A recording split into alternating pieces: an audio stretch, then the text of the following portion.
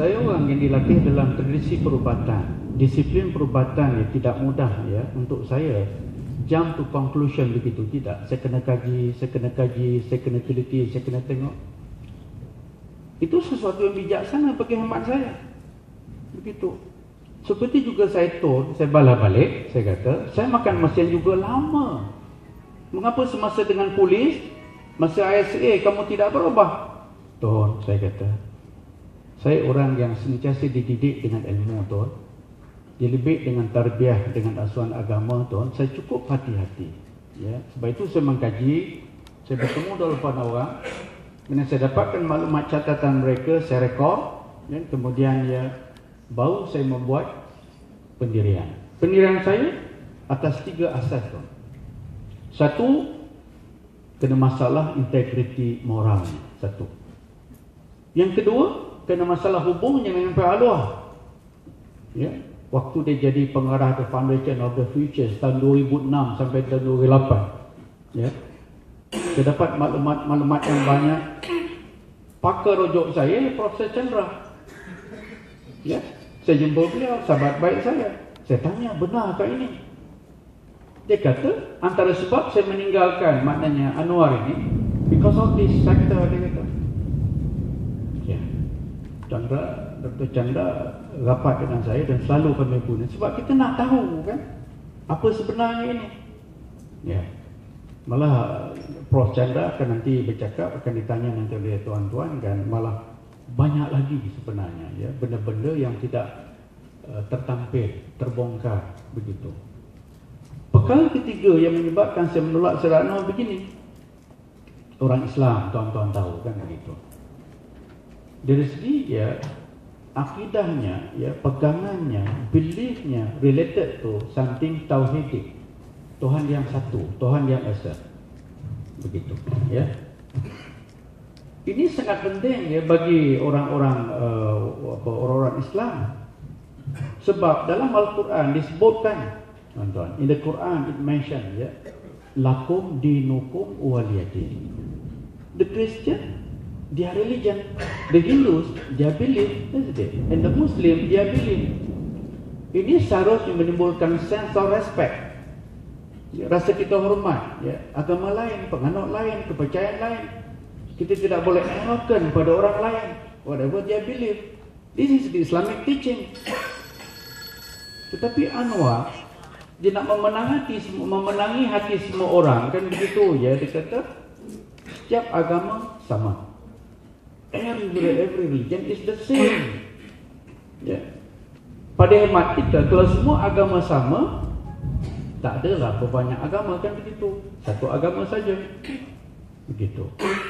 Orang Kristian tahu kan bahawa ada beza antara Allah yang satu dengan Trinity. Dia terima seadanya, tak ada masalah. Orang Kristian di Eroppa, seperti tuan-tuan tahu, baik meliti tentang konsep Gospel Al-Barnabas, New Testament, the Old Testament tetap sama. Sama ada God or my Lord, tak ada masalah, kan begitu. Anwar menjadikannya bermasalah. Nak ambil hati orang lain. Sehingga kalimah Allah itu nak digunakan dalam versi Bible, iaitu bahasa Melayu gitu. Tentu orang Islam rasa tersinggung. Begitu, seperti kalau versi Trinity itu digunakan oleh Islam dalam Quran sebagai Tuhan orang Islam, tentulah orang Islam tersinggung, kan begitu. Yang tidak bersama itu tidaklah. Yang banyak kita bersama, berapa tidak? Contohlah, saya sebagai profesor dalam bidang tamadun, tamadun berbanding orang muda, dia believe pada good philosophy. Kan tak ada masalah. Kemudian orang Confucianis, kalau kita lihat dalam buku The NLM, secara filosofinya mengajar manusia tentang kebaikan, tentang adil, tentang menghormati orang tua, tentang pentingnya ilmu pengetahuan, begitu. These are philosophical ideas yang membina etik orang-orang Cina. Sebagiannya kan begitu. Why not? That they continue. Kan begitu. Ini saya sebut sebagai interactive value. Kita tidak boleh terhubung secara belief, akidah interactive values ini memungkinkan kita melakukan interaksi. Ya, tidak ada masalah.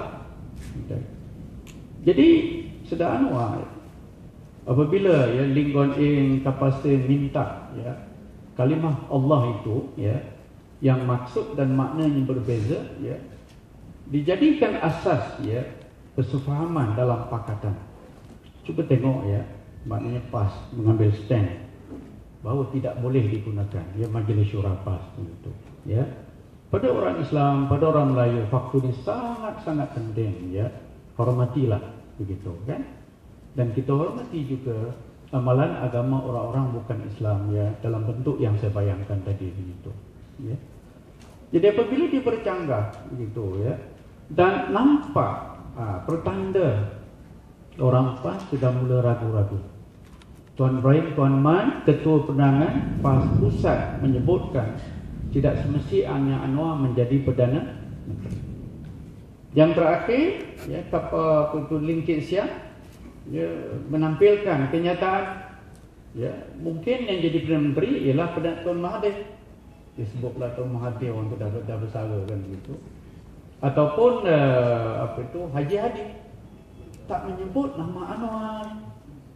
Apakah itu pertanda ya maknanya DAP juga sudah PAS. Tetapi tuan-tuan yang saya muliakan ya, kalau DAP faham ya mengapa tidak ada ya aliran fahaman yang sama dalam politik. Paling tidak kalau PAS menuntut negara Islam dan hukumah Islamnya contohnya dia patut setuju. Kalau itu bukan menjadi sebahagian perjuangan pakatan, perjuangan apa lagi? Perjuangan DAP kita tahu perjuangan ya tentang sosialis demokrat, mendukung faham sekular yang tebal dan juga ingin menjadikan Malaysia sebagai Malaysia. Itu konsep yang tidak pernah luntur. Bayangkan, boleh tidak Malaysia dalam faham ya sama rata, sama rasa, mereka itu ya diaplikasikan kepada masyarakat berbilang yang sebagainya perlu disantuni dalam konteks sosioekonominya dan membenarkan juga orang bukan Islam ya mencari ruang yang lebih seimbang dalam kemajuan ekonomi mereka dan sebagainya gitu. Dan lebih pelik lagi akhirnya tuan-tuan yang saya muliakan pada tahun 1997 apa Anwar kata di Parlimen dia masih terakam dalam hansat Parlimen begitu ya Anwar seorang peliwat. This is serious. Ini menyentuh tentang integriti. Dan mengapa sebelum itu ya kapal saya mengatakan Anwar is our future prime minister begitu. Ada percanggahan.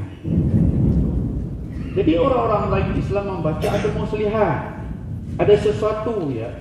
Sedangkan politik menuntut integriti, menuntut kejujuran. Paling tidak dengan teman-teman pakatan kan begitu. Ini tidak ya kata kapal saya nak buat negara Islam langkah mayat aku tuduh ya over my dead body. Apa maknanya? Sebab bagi saya ya Islam ini kalau dalam bahasa Arabnya agama rahmatan lil alamin, rahmah alam, the blessing to everybody including the non-Muslim. Because kalau pemimpin itu pemimpin yang jujur, integritinya tinggi, orangnya ikhlas, orangnya baik, tidak saja baik untuk diri dia dan orang dia, orang-orang Melayu, baik untuk orang bukan Melayu. That's my principle. Begitu. Tapi kalau dia tidak begitu, integritinya sudah tercela, sangat lemah, bagaimana orang ini nak bermimpi menjadi Prime Minister, Perdana Menteri? Di satu tempat dia berceramah, dia membayangkan 5 bulan, 6 bulan, 2 pagi, pengumuman dibuat, kita akan menang, Agong masih tidur, besok saya akan angkat mengumpah sumpah menjadi presiden. Kan statement dia begitu. Di masa lain buat begini, kalau saya kalah dalam perjuangan politik ini, banyak tempat-tempat universiti di Eropah akan menawarkan saya tempat. Apa maknanya? Meaning to say, psychologically, he is not confident of winning. Dia gelabah. Kan begitu. Ya, kalau gelabah, ya janganlah bermimpi menjadi Perdana Menteri. Ya, bagi saya menjadi Perdana Menteri walaupun Datuk Seri Najib ada kelemahannya dari segi orientasi produk dalam pengetahuan ya. But he is a good listener. Dia seorang pendengar yang baik. Apabila menjadi seorang pendengar yang baik begitu ya, diraikan semua pihak. Orang Melayu, orang Islam, orang bukan Melayu diraikan begitu ya. Kita perlukan continuity, saya katakan tadi, kesinambungan. Kerana kita mengukur pada track record manusia dalam perjuangan begitu ya. Kalau bercakap berdekar-dekar, putarnya luar biasa begitu, orang awam tidak tahu kan. Kita boleh menipu kepada ya sebagian manusia. Kita tidak boleh menipu pada semua manusia begitu ya. Itulah yang saya ambil, hadirin sekalian. Mudah-mudahan ada manfaat yang saya sampaikan untuk kita dan untuk khalayak insya-Allah. Assalamualaikum warahmatullahi wabarakatuh.